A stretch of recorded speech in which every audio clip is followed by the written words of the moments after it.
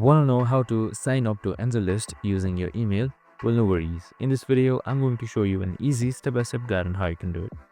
It's super simple and under a minute, so let's get straight to it.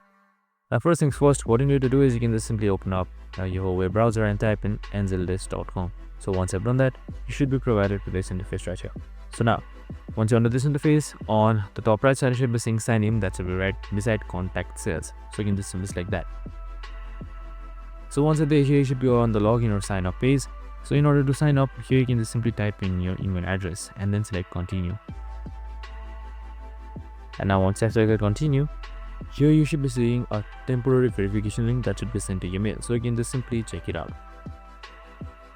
So right here you should be seeing this sign in link right here. So you can just simply select this in order to sign in successfully and easily in AngelList. So once that is done, you should be proceeded and you should be good to go. And that's it. I hope this video helped. If it did, make sure to like, subscribe, and tune in with us for more of these videos. See you in the next one.